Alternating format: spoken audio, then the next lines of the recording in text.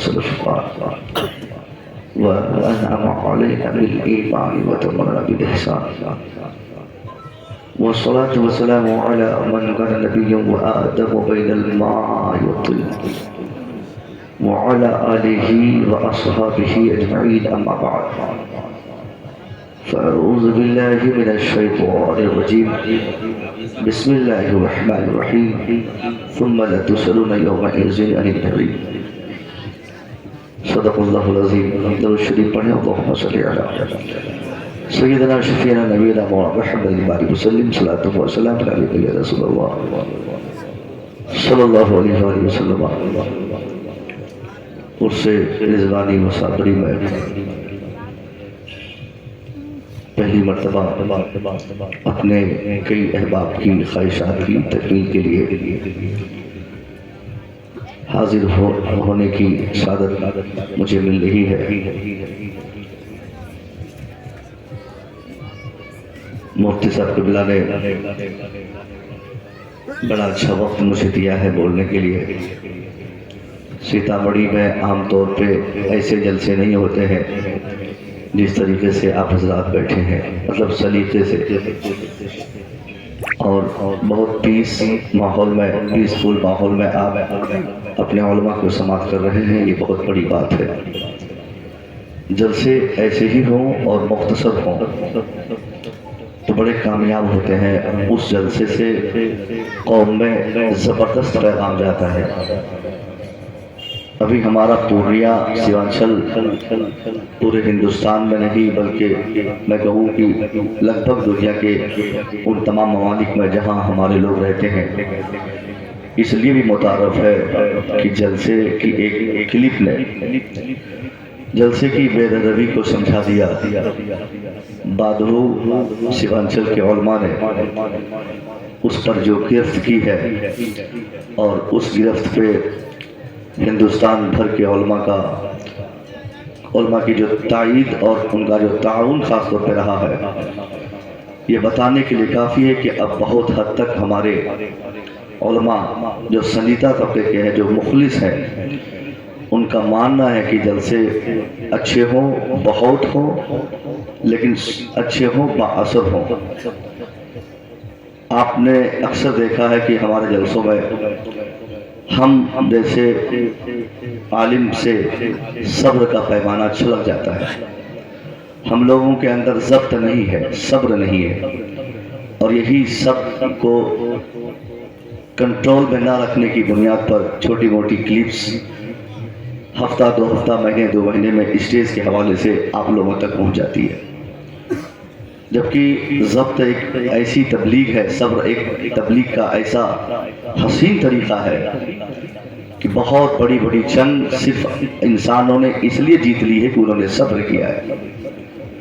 جب آدمی صبر چھوڑ دیتا ہے تو سمجھیے کہ اس کے ساتھ شیطان کا تعاون رہتا ہے, اور پھر صبر نہ کرنے کی بنیاد پر بہت بڑی بڑی غلطیاں وہ انسان کر بیٹھتا ہے. ہماری جماعت میں ہم اپنی بات کر رہے ہیں. میری یہ بساط نہیں, میری اوقات نہیں کہ میں کسی اپنی جماعت کے عالم کو ٹارگیٹ کر کے یہ بولوں کہ وہ صابر و ضابط نہیں ہے. میں اگر اپنی بات کروں تو فطرتاً ہم لوگوں میں یا ہم میں ایسی باتیں پائی جاتی ہیں کہ ہم لوگ صبر نہیں کر پاتے.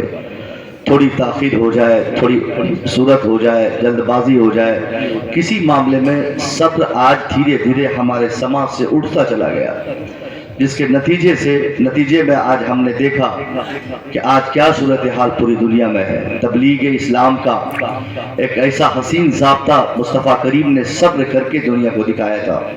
ہم اسی پیغمبر کے ماننے والے ہیں. ہم بھی اگر صبر و ضبط کے ساتھ اپنا حق کام کریں تو مجھے امید ہے کہ ہمیں اس کام میں 100% کامیابی ملے گی. میرے نبی پر پریشر بنایا گیا تھا, حضور یہ آپ کے دشمن ہیں, آپ پر اجریوں کی بارشیں کرتے ہیں اور آپ ہیں کہ خاموش ہیں.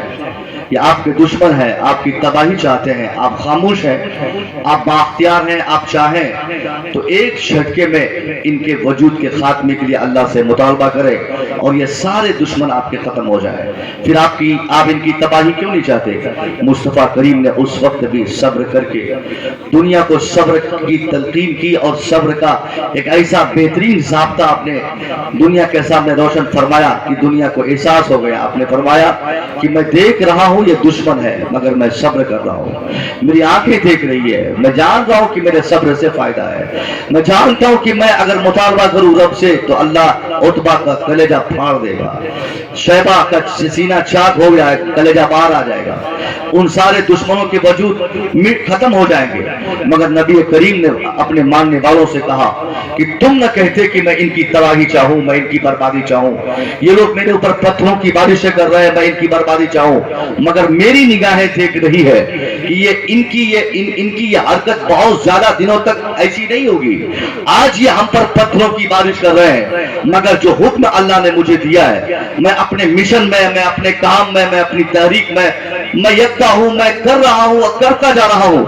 ایک نہ ایک دن ان لوگوں میں غیر معمولی تبدیلی آئے گی. دنیا نے کیا دیکھا؟ مصطفیٰ کریم نے جو پیشن گوئی فرمائی تھی، خود مصطفیٰ کریم کی زندگی میں آپ پر پتھر برسانے والے آپ پر درودوں کی بارشیں کرنے لگے. آپ کی ہتیا کی سازش رکھنے والے مصطفیٰ کے نام پر اپنی جان کٹانے کو تیار ہو گئے. آپ کی گردن کاٹنے کی قسمیں کھانے والے، توہین کے چھیڑنے والے خود آپ کے نام پر اپنی گردنیں کٹانے کو تیار ہو گئے. یہ صرف صبر و ضبط کا ایک ایسا ضابطہ مصطفیٰ نے اس وقت دکھایا تھا جس کے نتیجے میں ایسی تبلیغ ہوئی کہ دشمن بھی بدلتے چلے گئے، دشمنوں میں تبدیلی آتی گئی. ہم بھی اگر اسی صبر کا مظاہرہ کریں، ہم بھی اگر ٹولریٹ ہو جائے، کسی چیز کو برداشت کرنے کی طاقت ہمارے اندر آ جائے، میں سمجھتا ہوں دشمنی کا سب سے بیسٹ بدلہ یہ ہے کہ دشمنوں کی دشمنی دیکھ کر تھوڑی دیر کے لیے اپنی زبان کو خاموش رکھا جائے، چپ چاپ رہا جائے. خود وہ دشمن بوریا بستر سمیٹ کر یا تو آپ کا مرید ہو جائے گا یا پھر وہ آپ کے یہاں سے چلا جائے گا. آج جو بھی دین کا کام کرتا ہے، اکثر دیکھا جاتا ہے دین کا کام کرنے والا اس کو لوگ اس کو غلط نام سے اس کو یاد کرتے ہیں. کبھی آپ نے دیکھا کسی مسجد کے سیکورٹی کو کہ لوگ بولے ہو کہ بہت اچھا سیکورٹی صاحب ہے؟ کبھی کسی مدرسے کے خزانچی کے بارے میں آپ نے سنا کہ کسی نے کہا کہ خزانچی صاحب بڑے ایماندار ہیں؟ کبھی نہیں. کبھی کسی کے بارے میں ایسا نہیں جلسہ کرانے والے جلسہ کرائے. آپ سنتے ہوں گے کہ وہ لوگ بولتے ہیں کہ جلسہ کرانے والے نے بہت پیسہ ٹھگا. اگر یہ جلسہ کرانے والے مسجد کے سیکورٹی یا متولی حضرات اگر صبر نہیں کریں گے تو دین کا کام نہیں ہو پائے گا، کیونکہ گالیاں سننا پڑے گا. آپ اگر اچھائی کریں گے تو گالیاں سننا ہوگا. آپ اگر اچھائی کے لیے قدم بڑھائیں گے تو آپ کو دوسروں سے برائی سننی پڑے گی. اور اگر آپ نے برائی سہنے کی آپ میں طاقت نہیں ہے تو میں سمجھتا ہوں دین کا کام نہیں ہو پائے گا، تبلیغ نہیں ہو پائے گی. قیامت تک جب تک مسلمان دین کا کام کرے اور دین کے کام کرنے میں ان کو تکلیف ہو تو انہیں احساس ہونا چاہیے کہ دین کے کام میں تکلیف سہنا یہ میرے مصطفیٰ کی سنت ہے، اور اسی کو سنت سمجھ کر آدمی دین کا کام کرتا چلا جائے. انشاءاللہ میں سمجھتا ہوں ہمارے جلسے سے، ہمارے مدرسے سے، ہماری مسجد سے، ہماری خانقاہوں سے، ہمارے سماج سے، ہمارے معاشرے سے 100% تبلیغ ہوگی اور لوگوں میں اصلاح جو ہم کرنا چاہیں گے وہ اصلاح ہم دیکھ پائیں گے. لیکن ہمیں صبر پہلے کرنا پڑے گا. اگر ہم جلسہ کر رہے ہیں تو ہمیں لوگ ضروری ہے یہ لوگ کہیں گے کہ جلسہ خراب ہو گیا، جلسہ بیکار ہو گیا. روزانہ 10 فون میرے پاس آتے ہیں، یہ کیا کیا مصور صاحب آپ نے، کیوں سیمانچل کے 10-20 جگہ کے علماء کو بٹھا کر آپ نے یہ غلط سلط ضابطے اصول آپ نے بنا دیے. آپ چاہتے کیا ہے؟ کیا آپ کو لکھنؤ نہیں جانا ہے؟ کیا آپ کو بنارس جلسے میں نہیں آنا ہے؟ کیا آپ کو کلکتہ کا سفر نہیں کرنا ہے؟ یا پھر آپ گجرات نہیں جانا چاہتے؟ کیا آپ کا گھر صرف سیمانچل میں ہے اور سیمانچل میں ہی آپ رہ کر زندگی گزار دیں گے؟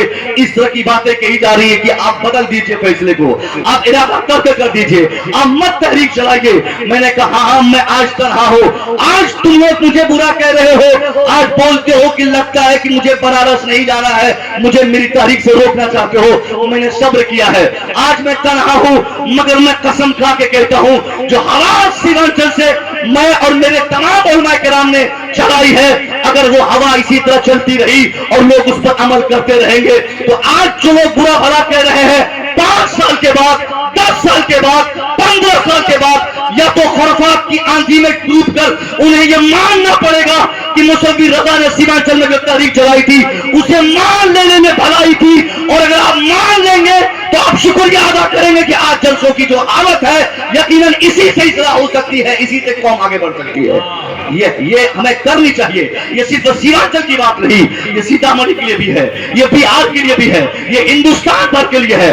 ہمارے جلسوں کو ہم لوگوں نے جو ہائی جیک کر لیا ہے, چند گنڈا صفت لوگوں نے اس پورے جلسے کو اپنے کنٹرول میں لے کر اور پورا مافیا گینگ آ کر ہماری محفل کو, مصطفیٰ کی مجلس کو, مصطفیٰ کے اسٹیج کو, مصطفیٰ کے دیوانے کو, ان کی سماعت کو اس طریقے سے ڈائیورٹ کر کے مصطفیٰ کے نام پر انہوں نے ڈرامہ بازی کو, اکھاڑا کو جلسوں کا ذریعہ بنا کر جو ایک غلط حرکتیں کرنے کی کوشش کی ہے, اسی سے ہمارا جھگڑا ہے. ورنہ ساتھی کوئی دشمنی نہیں. کیوں صاحب, کیوں کسی سے ہمیں دشمنی ہوگی؟ سارے لوگ ہمارے ہیں, سب ہماری جماعت سے ہے. ہمارا کام تو صرف یہ ہے کہ لوگوں کو جلسے کا ڈھنگ سکھانا, کہ جب خطاب ہو تو غور سے خطاب سنا جائے, نہ خانی ہو تو محبت سے سنی جائے. آپ کسی بھی شاعر سے محبت کرتے, پیسہ دیجئے, نذرانہ دیجئے, تحفہ دیجئے, کون منع کرتا؟ خطیب صاحب آ جائے, ان کے خطاب کا بھی احترام ہو. یہ ضابطہ اب اپنے دل میں بنائے. ضروری نہیں کہ آپ کے علاقے کے علماء سختی کے ساتھ ڈنڈا لے کر آپ کے پیچھے آپ کے جلسے میں چلتے رہے کہ ایسا جلسہ کرو, ویسا نہیں. آپ کو خود ڈیسائیڈ کرنا ہے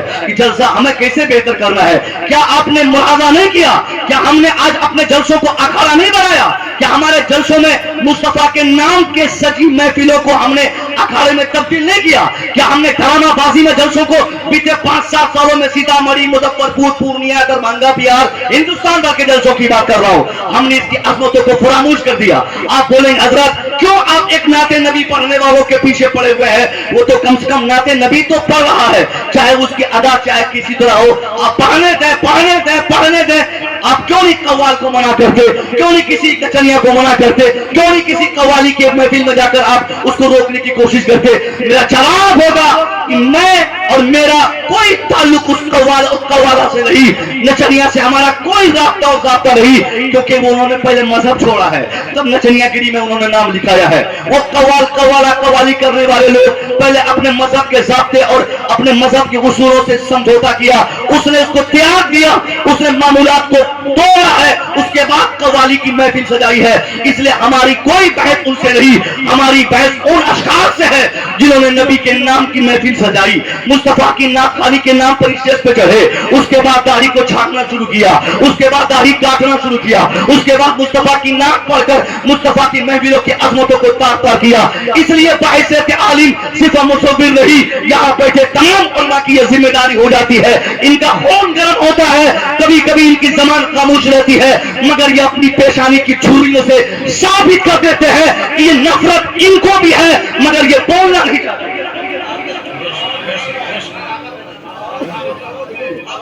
ہمیں کرنا ہوگا, ہمیں چینج کرنا ہوگا, ہمیں تبدیلی لانی ہوگی. ہم نے بہت قوم کے پیسے کو برباد کیا, ہم نے قوم کے پیسے کو اکھاڑے میں بہت ختم کیا.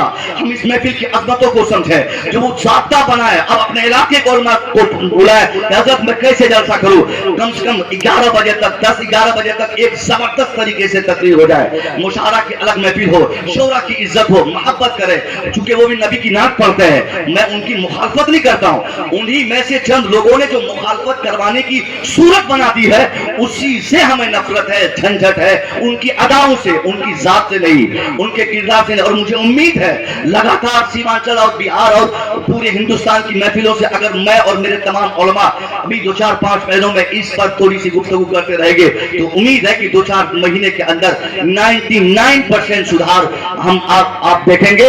اور آپ لوگ جو یہ پیسہ اڑانے کی جو ریت چلا ہے نا, پوری بنڈل اٹھایا اور مار گئے تھپکے سے, شاید صاحب